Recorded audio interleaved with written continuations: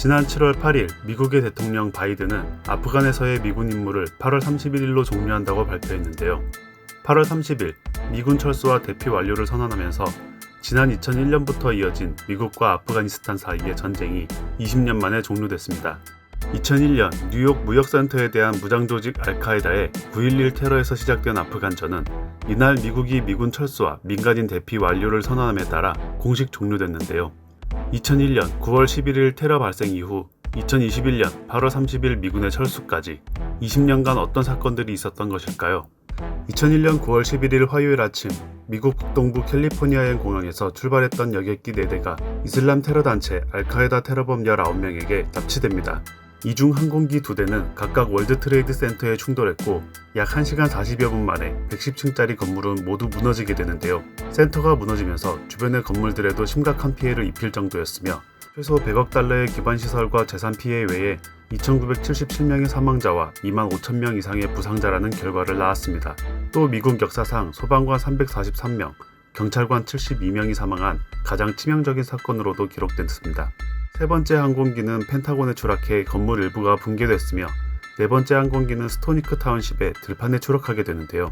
이 테러를 알카에다의 소행으로 단정지은 미국은 아프가니스탄에서 알카에다를 추방하고 지도자 오사마 빈라덴을 인도하라는 요구를 했는데 이를 들어주지 않자 탈레반 축출을 위해 테러와의 전쟁을 선포하고 2001년 10월 미영 연합군은 아프가니스탄을 침공하게 됩니다. 이후 2004년 아프가니스탄 최초로 민주주의적 대통령 선거가 진행되고 하미드 카르자이가 초대 대통령으로 선출됩니다. 그리고 여전히 빈라덴을 쫓고 있던 미국은 2009년 2월 오바마 전 대통령이 아프간의 병력 17,000여 명을 증원 파병을 승인하고 실제 3만 명이 증원됐으며 2011년 5월 드디어 미군 특수부대가 파키스탄 지역에서 오사마 빈라덴을 사살하는 데 성공합니다. 그리고 3년이 지난 2014년 5월 오바마 대통령은 연내 아프간 전쟁을 공식적으로 종료할 계획을 발표하게 됩니다. 같은 해 2014년 9월 아프간과 미국은 당사 안보 협정을 맺고 2015년 이후에도 비전투병 주둔을 허용하기로 했는데 2015년 10월 오바마 전 대통령은 임기 내 아프간 주둔 미군 완전 철수 계획을 백지화합니다.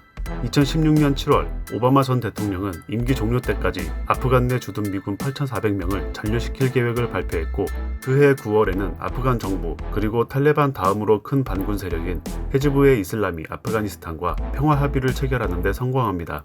이후 정권이 바뀌고 2017년 8월 도널드 트럼프 미국 대통령은 새로운 아프간 전략을 발표하고 전쟁의 승리를 목표로 추가 파병 및 공격에 대해 시사하기도 합니다.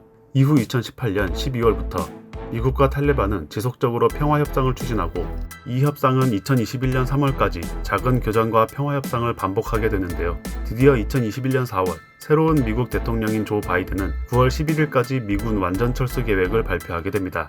5월 초부터 미국의 철수가 시작되는데 이때부터 탈레반이 공세를 시작합니다. 이에 바이든 대통령은 아프간 미군 임무를 8월 31일 종료한다며 기한을 단축했고 연말까지는 친미 성향의 정부가 정권을 잡고 있을 것이라 생각했지만 탈레반은 카불 이외의 아프간 전 지역을 장악하였고 이후 카불을 빠른 속도로 장악하게 됩니다. 미군 철수와 민간인 대피 과정에서 IS는 카불 공항에 자폭 테러를 감행하여 미군 13명 등 약 170여 명이 사망하는 사고가 발생하였고 이에 대응하여 미군 역시 탈레반 주요 시설을 정밀 타격하며 보복을 진행하기도 합니다. 그리고 2021년 8월 30일 바이든 대통령은 미군 철수와 민간인 대피 완료를 선언하며 아프간 전쟁 종지부를 찍게 됩니다. 2001년 9.11 테러로 촉발된 이번 아프간 전쟁은 미국의 최장기 해외 전쟁으로 기록됐으며 이 전쟁으로 희생된 이는 약 17만 명인데 아프간 정부군 약 6만 6천 명, 탈레반 반군 5만 1,000명, 아프간 민간인 4만 7천 명 등 대부분 아프간 쪽 피해가 컸습니다. 또한 미군은 이번 전쟁 기간 약 1조 달러, 한화 약 1,165조 원의 비용을 투입했다고 합니다. 이번 아프간 전쟁 종식과 함께 미군이 철수하면서 우리나라는 한국 정부와 협력한 아프가니스탄인 391명을 카불에서 파키스탄을 경유해 국내로 이송하는 작전을 펼쳤습니다. 작전명 미라클로 불리운 이번 작전은 정부와 군이 협동작전으로 진행됐으며 안정적인 구출을 위해 공군 C-130J 수송기 2대, 다목적 공중급유 수송기 1대 등 3대를 긴급 투입했습니다. 탈레반이 1일까지 모든 미군 병력을 철수할 것을 요구한 상태였기 때문에 IS 무장 세력 등의 지대공 미사일이 아프가니스탄 영공 진입에 가장 큰 위협으로 대두되었는데요. 이 때문에 지대공 미사일을 회피할 수 있는 장비를 탑재한 C-130J 수송기를 진입시킨 것입니다. 이들 수송기는 지난 8월 23일 새벽 1시 한국을 출발해 파키스탄 수도 이슬라마바드 공항에 도착했고, 수송기에는 승무원과 의료, 수송 지원 인력 등 60에서 70여 명이 함께 탑승한 것으로 알려졌습니다. 현지에서 응급 환자와 우발 상황이 발생할 수 있어 대비한 것인데요. 앞서 카타르로 철수했던 주 아프가니스탄 한국 대사관 직원들과 선발대가 카불 공항에 직접 들어가 미국 등 우방국 관계자와 함께 아프가니스탄인들의 집결과 카불 공항 진입을 사전에 준비했습니다. 국방부 당국자는 이번 작전명인 미라클에 대해 아프간 조력자에게는 사선을 넘어 목숨을 담보한 상태에서 새로운 선택을 하는 희망을 주자는 뜻에서 기적이란 작전명을 썼다면서 우리로서도 성공적인 작전을 기원한다는 의미에서 미라클을 작전명으로 했다고 설명했습니다. 마침내 카불 공항에 도착한 수송기는 1차로 대기 중인 아프가니스탄인 26명을 태우고 파키스탄 이슬라마바드로 무사히 이동했으며, 수송기는 2대가 번갈아 카불과 이슬라마바드를 이동하면서 모든 이송계획 인원을 탈출시키는 데 성공합니다. 급박해진 상황으로 민간 전세기 대신 군 수송기를 투입했고, 작전명 미라클은 성공적으로 한국으로 복귀하게 됩니다.